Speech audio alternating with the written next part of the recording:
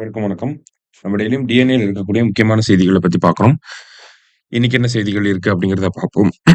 முதல்ல பார்த்தீங்க அப்படின்னா, பெரம்பலூர் மாவட்டத்தைச் சேர்ந்த செட்டிக்குளம் பகுதியில விளையக்கூடிய சின்ன வெங்காயத்திற்கு புவிசார் குறியீடு அப்படிங்கிறது வழங்கப்பட்டிருக்கு. சரிங்களா?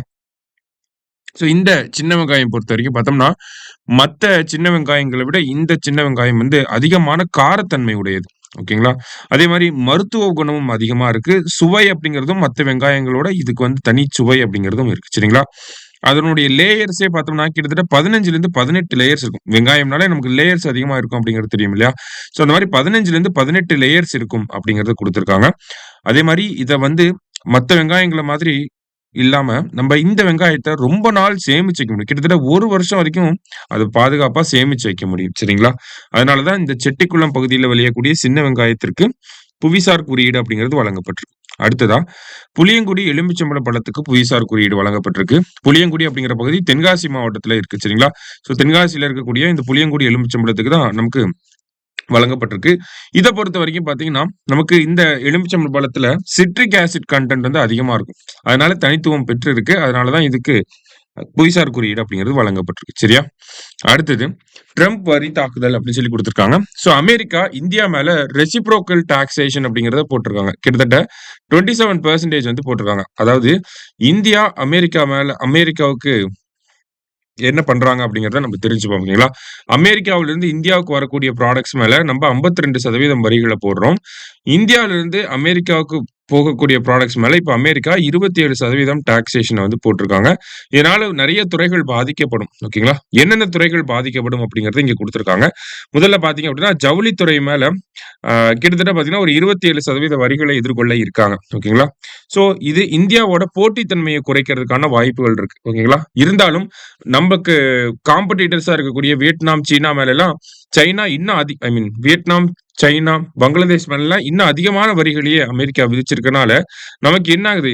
இந்த இடத்துல பாருங்க வியட்நாம் 46%, வங்கதேசத்துக்கு 37%, சைனாவுக்கு 34%. ஆனா இந்தியாவுக்கு பார்த்தோம்னா 27% தான். அப்படி இருக்கப்ப இந்தியா வந்து ஓரளவுக்கு பயனடையறதுக்கான வாய்ப்புகள் இருக்கு ஜவுளித்துறைய பொறுத்தவரைக்கும். அடுத்ததா பார்த்தீங்க அப்படின்னா, மின்னணு பொருட்கள். அமெரிக்காவுக்கு நம்ம மின்னணு பொருட்கள அதிக அளவுல ஏற்றுமதி பண்றோம். கிட்டத்தட்ட அமெரிக்காவுக்கு நம்ம அனுப்பக்கூடிய பொருட்கள்ல 32% பங்கு வகிக்கிறது என்ன அப்படின்னு பார்த்தீங்கன்னா, இந்த மின்னணு பொருட்கள் தான். இதனால என்ன ஆகுது அப்படின்னு பார்த்தோம்னா, இந்திய நிறுவனங்கள் வந்து இந்த ஒரு வரி தாக்கத்தினால ரொம்ப பாதிக்கப்படலாம். இந்த மின்னணு பொருட்களை ஏற்றுமதி செய்யக்கூடிய நிறுவனங்கள் எல்லாமே. அரசாங்கத்தோட சப்சிடிஸ் இல்லைன்னா, இந்த துறைகள் எதிர்காலத்துல ரொம்ப பாதிக்கப்படும் அப்படிங்கிறத இங்க குடுத்திருக்காங்க. சரியா? அடுத்ததா பார்த்தீங்க அப்படின்னா, ரத்தினங்கள், நகைகள் அப்படிங்கிறது. இந்த அமெரிக்காவுடனான இருக்கக்கூடிய ஒப்பந்தத்துல நம்ம உபரியா இருக்கிறதுக்கு முக்கியமான காரணம் என்னன்னா, இந்த ரத்தினம் மற்றும் நகைகளோட ஏற்றுமதி, இறக்குமதினால தான். அதனால தான் இந்த துறையும் பார்த்தோம்னா, இப்ப 27% வரிய சந்திக்க இருக்கு. சரிங்களா? இந்த ஒரு துறைய பொறுத்தவரைக்கும் பார்த்தோம்னா, நமக்கு எதிர்காலத்துல கண்டிப்பா பாதிப்புகள் அப்படிங்கிறது இருக்கதான் செய்யும். ஏற்றுமதி இழக்க நேரிடும். இரு நாட்டு அரசாங்கங்களும் உட்கார்ந்து பேச்சுவார்த்தை நடக்கல அப்படின்னா, நமக்கு இங்கிருந்து போகக்கூடிய நகைகள், ரத்தினங்களுடைய ஏற்றுமதி கண்டிப்பா இழக்க நேரிடும் அப்படிங்கிறத சொல்லியிருக்காங்க. அடுத்தது வாகனம், உதிரி பாகங்கள். ஆல்ரெடி பார்த்தோம்னா, ட்ரம்ப் அவர்கள் வந்ததுக்கு அப்புறமா ஒரு 25% வரி அமெரிக்காவுக்குள்ள எந்த நாட்டோட வாகனங்களும், இல்ல வாகன உதிரி பாகங்கள் வந்தாலும், அது மேல ஒரு 25% வரி போடுவோம் அப்படிங்கிறத சொல்லியிருந்தாங்க. அதனால புதுசா எந்த ஒரு தாக்கமும் இல்ல. ஆல்ரெடி இருக்கக்கூடிய தாக்கங்கள் தான் இருக்கு. ஸோ ரொம்ப பாதிப்புகள் அப்படிங்கிறது இருக்காது அப்படிங்கிறத சொல்லியிருக்காங்க. அடுத்தது ஐடி மற்றும் சேவை துறைகள்ல பார்த்தோம்னா, அமெரிக்காவுக்கு இது அமெரிக்காவோட பொருளாதாரத்துக்கு ஏத்த மாதிரி இந்தியாவுல இது தாக்கங்களை ஏற்படுத்தும் அப்படிங்கிறத சொல்லியிருக்காங்க. சரிங்களா? ஸோ அமெரிக்காவோட வாடிக்கையாளர்களுக்கு இதனால ஒரு செலவு அதிகரிக்கும் அப்படிங்கிறத சொல்லியிருக்காங்க. அதே மாரி பார்த்தோம்னா, டிசிஎஸ், இன்ஃபோசிஸ் போன்ற நிறுவனங்கள் அவங்களுடைய தேவைகள் அப்படிங்கிறது அமெரிக்காவுல குறைவதற்கான வாய்ப்புகள் இருக்கு. ஏன்னா, இந்த டாரிஃப் அப்படிங்கிறது அதிகமா போட்டனால அப்படின்னு சொல்லியிருக்காங்க. இதனால இந்தியாவுக்கு தான் நமக்கு பாதிப்பும் இருக்கு. சரிங்களா? அடுத்ததா விவசாயம் தொடர்பாக பார்க்கிறப்ப நமக்கு அ விவசாயம் வந்து நமக்கு பாதிக்கப்படக்கூடிய ஒரு துறையாக தான் இந்தியாவுல இருக்கக்கூடியவங்க பார்க்குறாங்க. சரிங்களா? ஏன் அப்படின்னு பார்த்தோம்னா, ஆ நமக்கு இந்த அமெரிக்காவோட வரி விதிப்பினால என்ன ஆகுது அப்படின்னு பார்த்தோம்னா, அமெரிக்காவுக்கு ஏற்றுமதி செய்யக்கூடிய விவசாய பொருட்கள் அப்படிங்கிறது கம்மியாக ஆரம்பிக்குது. ஓகேங்களா? ஸோ எந்த மாதிரியான வர்த்தகம் பாதிப்படையுது அப்படின்னு பார்த்தோம்னா, அரிசி, மசாலா பொருட்கள் உட்பட்ட இந்த வணிகம் அப்படிங்கிறது பாதிக்கப்படும் அப்படிங்கிறத நமக்கு சொல்லியிருக்கிறாங்க. அடுத்தது ரசாயனங்கள், இயந்திரங்கள் அப்படின்னு சொல்லியிருக்காங்க. ஸோ இந்த துறையை பொறுத்தவரைக்கும் பார்த்தோம்னா, நமக்கு 27% வரி இங்கேயும் போடப்பட்டிருக்கு. இதனால அமெரிக்காவுக்கு ஏற்றுமதி செய்யக்கூடிய இயந்திரங்கள் அதிகமா பாதிப்படையும் அப்படின்னு சொல்றாங்க. ஸோ இந்த சந்தையை சார்ந்திருக்கக்கூடிய நிறுவனங்கள் கட்டாயம் பாதிக்கப்படுவாங்க.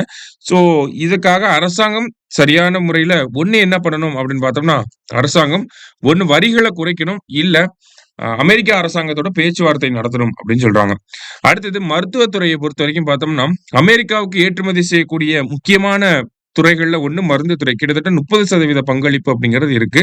ஸோ அமெரிக்காவுல மலிவு விலையில நமக்கு மருந்துகள் கிடைப்பதற்கு என்ன காரணம் அப்படின்னு பார்த்தோம்னா, இந்தியாவிலிருந்து மருந்துகள் வாங்கிட்டு போறதுதான். இந்தியாவிலிருந்து அதிகமான மருந்துகளை ஏற்றுமதி பண்றதுதான் அங்க காரணம். சரிங்களா?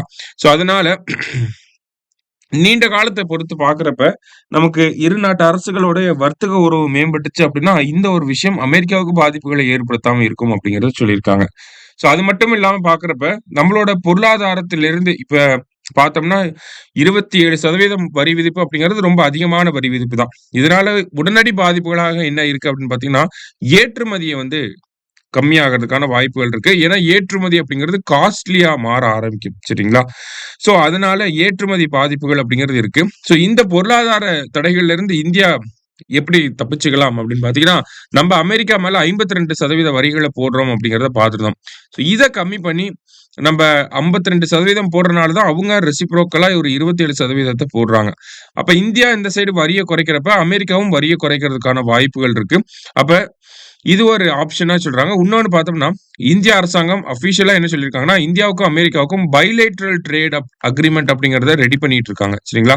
ஸோ இந்த அக்ரீமெண்ட் சைன் ஆயிருச்சு, இந்த அக்ரீமெண்ட் கையெழுத்து ஆயிருச்சு அப்படின்னா, நமக்கு இந்த டாரிஃப்ல இருந்து இப்ப சமீபத்தில விதிக்கப்பட்ட டாரிஃப்ல இருந்து நம்ப இந்தியாவுல இருந்து பெரிய பாதிப்புகள் இருக்காம நம்ம தப்பிச்சுக்கலாம் அப்படிங்கிறதையும் சொல்லியிருக்காங்க.